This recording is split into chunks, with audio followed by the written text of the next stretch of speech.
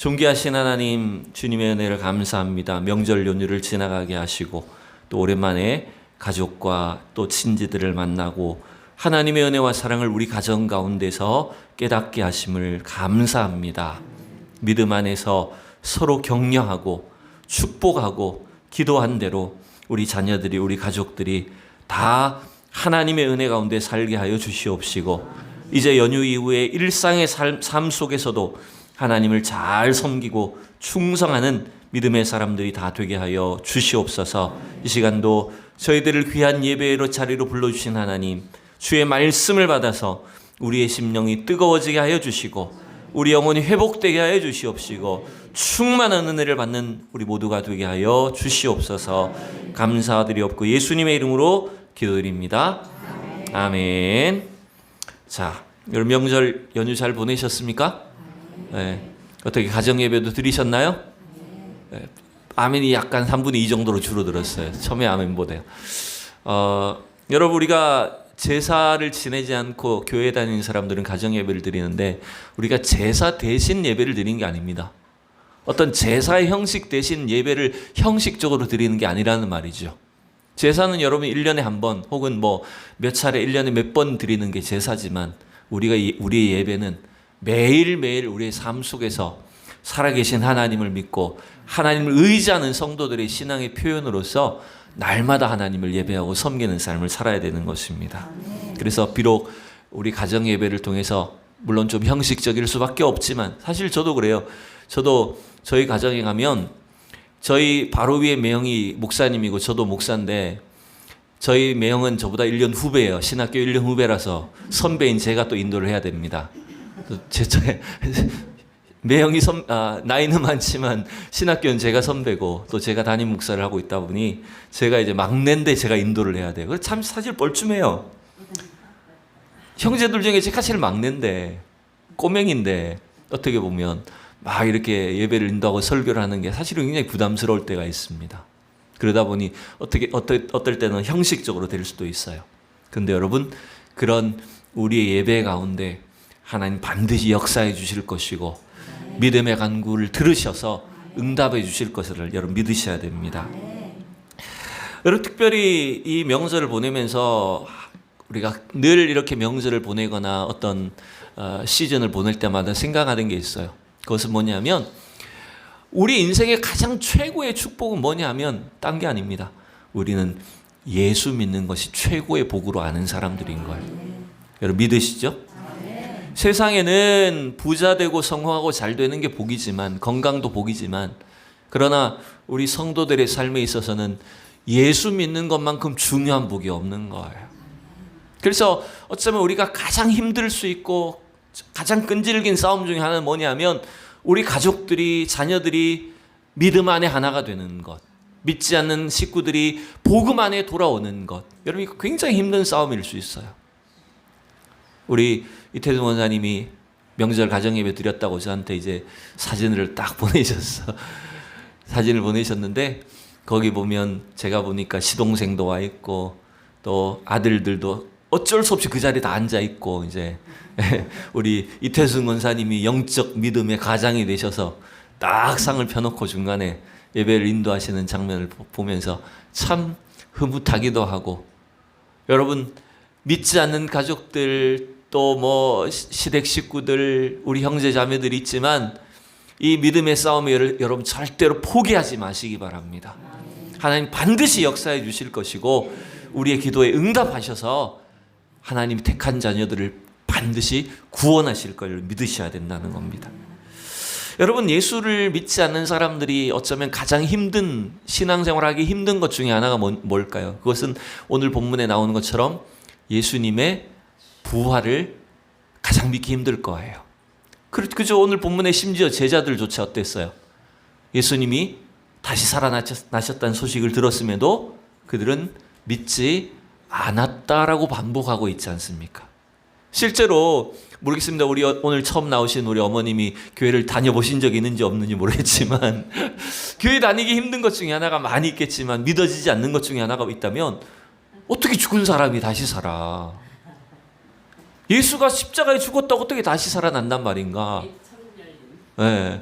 그게 참 도무지 믿어지지 않는 것 중에 하나예요. 솔직히 그래요, 여러분. 왜냐하면 인간이 이성적으로 죽은 사람이 살아난다는 걸 여러분 받아들이기가 힘들기 때문이죠. 그죠? 그러다 보니 어떤 사람들은 이렇게 타협을 하기도 합니다. 실제로 죽었다가 살아나는 것이 아니라 그냥 사람들의 생각 속에 정신세계 속에 그분은 내 생각 속에 살아계셔. 내 마음 속에 살아계셔. 이런 식으로 그냥 적당하게 해석을 하거나 그렇게 좋게 포장을 하기도 하는 겁니다. 도올 김용옥 같은 사람이 그렇게 요한복음을 해석하지 않습니까? 사람들의 의식 속에 정신세계 속에 예수의 가르침이 살아있는 거다. 그게 부활이다. 이런 식으로 여러분 타협을 하려고 합니다. 근데 문제는 뭔지 알아요? 문제는 예수님이 십자가의 날 위에 죽으셨다는 것과 그 십자가에 죽으셨던 예수님이 다시 살아나셨다는 것을 믿지 못하면 구원받지 못한다는 것이 문제입니다, 여러분. 단순히 예수님이 좋은 어떤 정신세계를 갖고 있고 그 예수님의 사상과 의식이 내 속에 있다고 해서 구원이 이루어지는 게 아니라는 거예요. 이건 제 말이 아닙니다. 로마서 10장에 보면 사도 바울이 뭐라고 말했습니까? 우리 10장 9절을 같이 읽읍시다. 시작. 네가 만일 내 입으로 예수를 주로 시인하며 또 하나님께서 그를 죽은 자 가운데서 살리신 것을 네 마음에 믿으면 구원을 받으리라. 여러분, 어떻게 구원을 받는다고요? 우리가 예수를 주로 시인해야 되는데, 특별히 그 주님이 어떤 분이란 걸 믿어야 돼요. 십자가의 날 위에 죽으셨지만 하나님께서 그를 다시 살리신 것을 믿어야 된다는 거예요. 예수님은 의식 속에 살아있는 게 아닙니다. 사람들이 정신세계 속에 살아계신 게 아닙니다. 예수님은 실제로 죽은 지 3일 만에 무덤에서 부활하셨고, 예수님의 무덤은 비어 있었고, 그 살아계신 주님은 영원히 살아계셔서 지금도 우리와 함께 하시는 분이라는 거예요. 그래서 여러분, 이 부활은, 예수님의 부활은 인간의 지식으로 믿을 수 있는 게 아닙니다. 머리 좋다고 믿을 수 있는 게 아니에요. 하나님께서 우리 속에 부활에 대한 신앙을 주셔야 됩니다. 예수 그리스도를 주로 영접하게 하시고 또 예수님의 부활을 내가 믿어질 수 있도록 성령께서 우리 마음에 은혜와 감동을 주셔야 가능하다는 거예요. 여러분, 이 일이 우리의 신앙에, 우리의 구원에 결정적인 일이라는 걸 여러분 기억하셔야 돼요. 그러기에 오늘 마가복음도 마지막 마가복음 본문을 마무리하면서 이제 제자들이 제자들로서 복음 사역에 나갈 수 있도록, 그들이 구원받은 하나님의 자녀로 이 땅을 살아갈 수 있는 가장 중요한 신앙, 바로 예수 그리스도가 부활하셨다는 것을 믿는 것, 그들이 믿게 되었다는 것, 그 내용을 오늘 본문에 다루고 있는 건 아닙니까? 자, 그런데 오늘 본문을 보면 말로만 예수님의 부활을 들었던 사람들이 솔직히 우리처럼, 오늘날 우리 많은 사람들처럼 잘 믿어지지 않는다라고 하는 것, 그걸 보여주는 게 오늘 마가복음 16장에 기록되어 있죠. 몇 구절 함께 보면 이렇게 되어 있어요. 자, 9절을 보면 9절만 먼저 읽어봅시다. 예수께서 안식 후 첫날 이른 아침에 살아나신 후 전에 7 귀신을 쫓아내어 주신 막달라 마리아에게 먼저 보이시니. 자, 그런데 우리가 오늘 9절부터 말씀은 읽었지만 여러분, 9절을 시작할 때 좀 이상한 표시가 있지 않나요? 그렇죠. 괄호 표시가 있죠. 이 꺾은 괄호가 있죠. 9절이, 여러분 성경을 보면 9절 시작할 때 꺾은 괄호가 시작되고 어디 끝이 납니까? 마지막 닫는 괄호는 20절. 오늘 우리는 14절까지 읽었지만 16장 마지막 절인 20절에 그 괄호가 쳐져 있어요. 그래서 독특하게도 지금 9절부터 20절까지는 전체가 한 단락이 괄호로 묶여져 있고, 이 괄호를 우리 각주에서 뭐라고 설명하냐면 어떤 사본에는 9절에서 20절이 없다라고 이렇게 되어 있는 거예요. 그러니까 이거는 예전에 사본들은 전부 손으로 필사를 하다 보니 어떤 사본에는 이 9절에서 20절이 나타나기도 하고 어떤 사본에는 빠져 있어서 그것을 표시한 겁니다.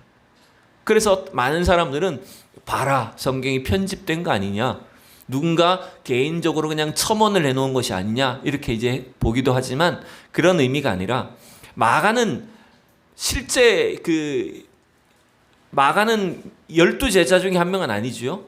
그래서 마가는 최대한 간략하게 이 복음서를 기록하려고 했는데 그 마가 기록한 것 외에 아마 부활 이후에 예수님의 행적에 대해서 이제 후대의 이 속사도들이 사도들이 첨언을 해놓은 것 같아요. 이건 어떤 개인적으로 마음대로 적은 게 아니라 다른 복음서에 나오는 것을 요약해서 적었다라고 볼 수 있어요. 그래서 큰 문제가 없는 거예요. 자, 그런데 오늘 문제는 뭐죠? 지금 부활하신 예수님을 가장 누가 먼저 만났어요? 9절에서 막달라 마리아가 예수님을 가장 먼저 만났어요. 그래서 그 막달라 마리아가 자기가 예수님을 만난 소식들을 사도들에게, 다른 제자들에게 알렸는데 11절에 보면 어땠다고요? 그들은 예수께서 살아나셨다는 것, 그리고 마리아에게 나타나셨다는 것을 듣고도 믿지 아니했다. 여러분, 우리가 복음 전하다가 안 믿는 사람이 있거든. 너무 실망하지 마세요. 왜 그럴까요? 제자들도 이렇게 안 믿었는데 뭐.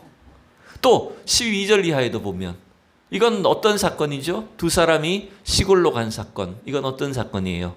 엠마오로 내려갔던 사건이죠. 두 명의 제자가 엠마오로 가던 길에 예수님을 만났어요. 그래서 그 예수님을 만난 소식을 다른 제자들에게 알렸는데 13절에 보면 또 어떻게 되어 있어요?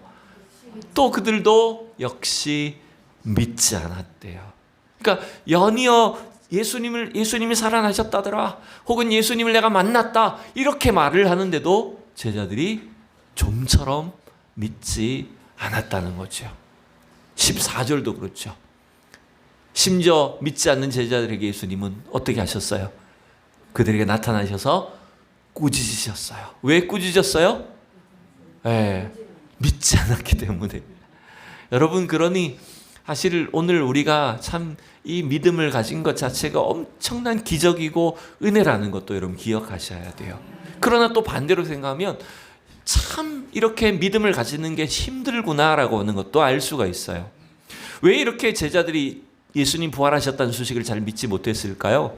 크게 보면 두 가지가 있어요. 하나는 예수님이 십자가에 달려 죽으신 이후에 너무 절망했기 때문에 희망이 다 사라졌어요. 그리고 그 유대 당국으로부터, 로마 당국으로부터 이제 체포될 것이 더 겁이 나서 두려움에 사로잡힌 겁니다. 절망과 두려움에 사로잡혔어요. 그래서 도무지 예수님 부활을 기대하지도 못했던 것 같아요. 또 하나 어떤 이유가 있냐면 이거죠. 아까 우리가 처음에 얘기했던 것처럼 도무지 이해가 안 된다는 거예요. 죽은 사람 어떻게 살아나지? 여러분, 가끔 그런 건 있잖아요. 뉴스를 보면 외국의 어느 병원에 누군가 죽었다가 살아났다더라. 관내 뚜껑 못질하려고 그랬는데 막 살아있다고. 근데 그거는 이제 의학적으로 이제 사람이 죽은 줄 알고 잘못 판정을 했다가 깨어난 사람들 사실은 많이 있죠. 근데 예수님은 죽은 줄 알았던 사람이 살아난 게 아니에요. 또 기절했다가 깨어난 것도 아니에요. 예수님 분명히 우리의 죄 때문에 죽으셨어요. 죽으셨던 주님이 다시 부활하셨어요. 왜? 우리에게 영생을 주시기 위해서. 우리도 주님처럼 부활한다는 사실을 깨닫게 하시기 위해서, 그 소망을 위해서 주님 다시 살아나셨던 거예요. 근데 이 제자들은 그 예수님을 제대로, 예수님의 약속을 듣고도, 예수님 부활하셨다는 소식을 듣고서도 믿지 못했다는 거예요. 그만큼 여러분, 이 불신의 장벽은 높은 겁니다. 불신의 힘은 그만큼 큰 거예요, 어떻게 보면. 그러나 거듭 생각하셔야 됩니다. 16절에 보시면 뭐라 그랬어요? 믿고 세례를 받는 사람은 구원을 얻을 것이요, 믿지 않는 사람은 정죄를 받으리라. 여러분, 아무리 착하게 살아도, 내가 세상 속에서 아무리 선해도 예수 그리스도가 나의 구주이심을, 주님 지금도 다시 살아나셔서 우리 곁에 함께 하심을, 이 땅의 영원한 구주가 되심을 내가 믿지 못한다면 여러분, 구원받을 길이 없다는 것을 여러분 기억하셔야 된다는 겁니다. 그러기에 여러분, 우리의 심령에 부활하신 주님으로 인한 소망이 우리 속에 넘칠 수 있기를 축복합니다. 우리가 아무리 실망하는 일이 찾아오고 두려운 일이 찾아오고 낭망하는 일이 생겨도 주님이 살아계신다. 날 위해서 십자가에 달려 죽으셨다가 부활하셨다. 그래서 나도 다시 살리실 것이다. 그 영생 구원을 믿으셔야 됩니다. 그 소망 가운데 사셔야 됩니다. 자, 오늘 마가는 엠마오로 내려간 두 제자의 일을 아주 간략하게 두 절로만 기록했지만 우리가 이 부분을 조금 더 살펴볼 필요가 있어요. 누가복음을 통해서 우리 이 사건을 조금 더 상세하게 살펴보도록 하죠. 누가복음 24장에 보면 이제 이 엠마오로 내려갔던 두 제자의 이야기 나옵니다. 이 본문을 좀 읽으면서 함께 이제 말씀을 정리해 보죠. 13절부터 우리 차례대로 한번 성경 앞에 장학을 보시고 같이 읽어보겠습니다. 시작. 그날에 그들 중 둘이 예루살렘에서 25리 되는 엠마오라 하는 마을로 가면서 이 모든 된 일을 서로 이야기하더라. 아멘. 자, 좀 계속 읽겠습니다. 17절까지 읽어봅니다. 그들이 서로 이야기하며 문의할 때에 예수께서 가까이 이르러 그들과 동행하시나 그들의 눈이 가려져서 그인 줄 알아보지 못하거늘 예수께서 이르시되 너희가 길을 가면서 서로 주고받고 하는 이야기가 무엇이냐 하시니 두 사람이 슬픈 빛을 띠고 머물러 서더라. 아멘. 자, 지금 엠마오로 두 명의 제자가 내려가고 있다. 예수님이 십자가에 달려 돌아가신 이후에 엠마오로 내려가는 이야기가 나옵니다. 이 엠마오는 약 한 예루살렘에서 북서쪽으로 10km 정도 떨어진 곳에 있는 것 같아요. 아마 시골 지역, 이들에겐 고향이 아닐까 생각되기도 하지만 지금 이 두 사람이 내려가면서 이런저런 이야기를 하는데 보니까 이들은 예수님이 부활하신 것을 알아요, 몰라요?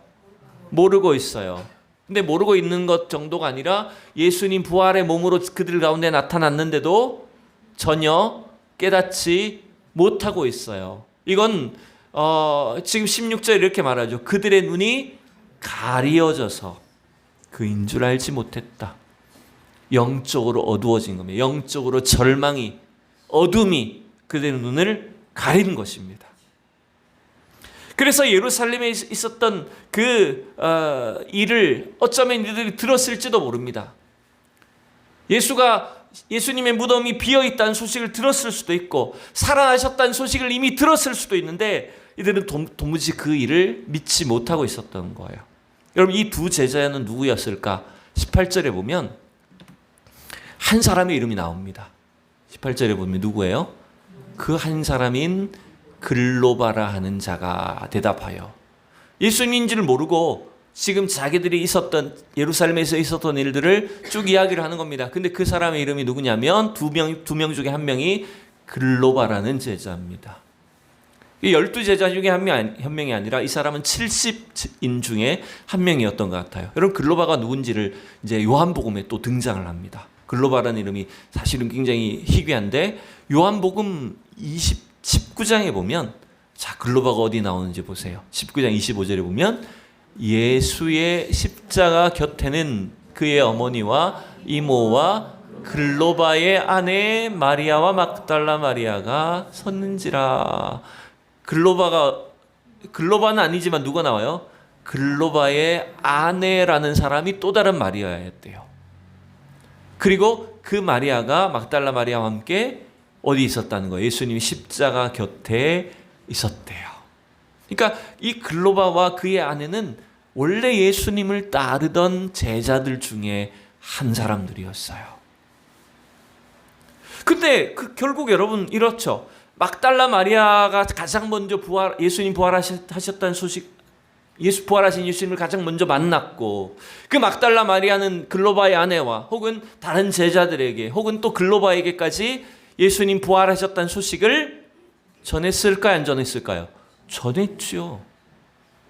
그런데도 이 글로바는 어때요? 실망하고 지금 엠마오로 내려가고 있는 거예요. 그 두 사람이 부부는 아니에요. 남자 두 명입니다. 그러니까 글로바와 또 다른 남자 제자예요. 여러분, 이처럼 우리의 영적인 눈이 어두워지면 이 세상이 주는 근심 걱정이 가득해지고 절망이 우리를 뒤덮으면 주님께서 우리에게 주시는 믿음을 우리가 깨달을 수가 없어요. 여러분, 우리가 믿음을 갖고 살면서도 우리를 두렵게 하는 일들이 있습니다. 우리를 걱정하게 하는 일들이 있습니다. 여러분, 그러나 그 문제는 결국 믿음의 싸움이란 걸 기억하셔야 돼요. 영적 싸움이란 걸 기억하셔야 돼요. 그럼 이 엠마오로 내려갔던 두 제자가 어떻게 이제 예수님을 믿게 될까요? 그들의 눈이 어떻게 밝아질까요? 그걸 우리는 보셔야죠. 25절 이하에 이제 보시면 됩니다. 24장 25절 시작. 이르시되 미련하고 선지자들이 말한 모든 것을 마음에 더디 믿는 자들이여, 그리스도가 이런 고난을 받고 자기의 영광에 들어가야 할 것이 아니냐 하시고, 이에 모세와 모든 선지자의 글로 시작하여 모든 성경에 쓴 바 자기에 관한 것을 자세히 설명하시니라. 자, 여러분, 이들은 예수님을 도리어 타박했어요. 아니, 당신은 예루살렘에서 온 사람이 무슨 일이 있었는지도 모른단 말이요, 막 이야기를 했어요. 그러자 예수님이 이제 그들을 책망하셨어요.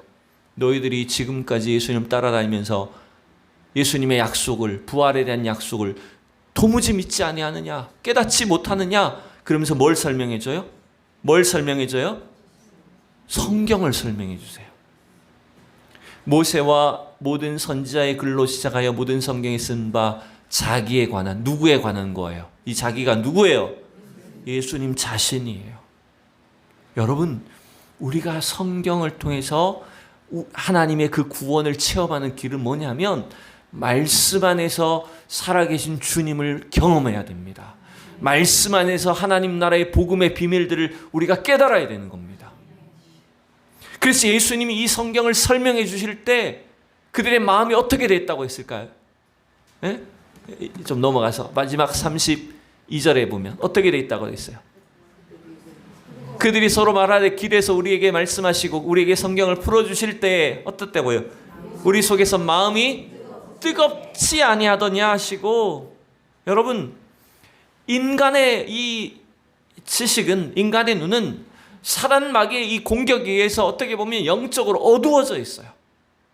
사단 마귀가 선악과를 따먹게 하면서 선악을 알게 하는 나무 열매를 먹으면 어떻게 된다고 했어요? 너희 눈이 밝아져서 하나님처럼 될 거다, 선악을 알게 될 거다, 하나님처럼 똑똑해질 거다, 이렇게 유혹을 해요. 그러나 그 범죄함으로 인간이 어떻게 됩니까? 결국 인간은 영적으로 어두운 존재가 됩니다. 영적으로 눈이 멀어버려요. 선악을 알지 못해요. 제가 늘 말씀드립니다마는 오늘날 이 시대가 돌아가는 상황을 보면, 정치인들, 세상 사람들 보면 온갖 악한 일을 마음껏 저지릅니다. 왜 그렇죠? 그들은 선악을 알지 못하기 때문에. 근데 오늘 성경을 보니까 어때요? 그 어두워진 인간의 눈을 누가 열어주셔야 돼요? 예수 그리스도께서 하나님의 말씀으로 어두워진 눈을 열어주세요. 그래야 예수님을 봅니다. 예수님을 만납니다. 여러분, 이 은혜가 우리에게 필요해요.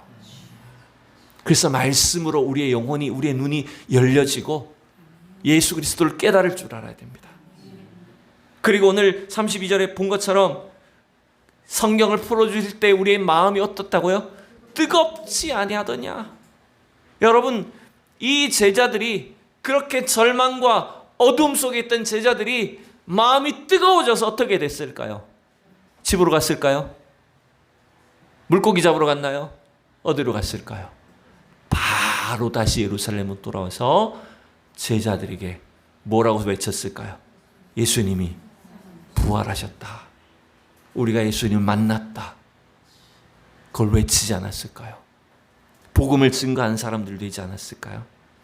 여러분, 오늘 우리 성도들 안에 우리가 이제 복음의 사람이 되고 전도의 사람이 되고 하나님의 능력의 사람이 되려면 여러분, 우리의 심령이 뜨거워져야 됩니다.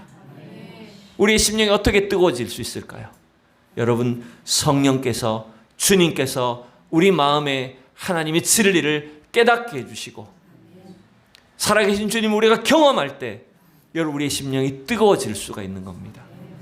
여러분, 그래서 오늘도 우리의 심령이 뜨거워지고 우리 영혼이 충만해져서 담대하게 여러분 주의 복음을 증거하는 사람들을 될 수 있기를 축원합니다. 그 비결이 뭐냐 하면 말씀 안에서 하나님 만나야 됩니다. 말씀 안에 주님을 경험해야 됩니다. 그래야 할 때 저와 여러분의 영혼이 뜨거워져서 우리가 담대하게 하나님의 복음을 우리 가족들에게, 자녀들에게, 우리 전도 대상자들, 이웃들에게 증거하게 되고 하나님이 이루시는 놀라운 구원의 역사를 우리가 다 함께 이루어갈 수 있을 줄로 믿습니다.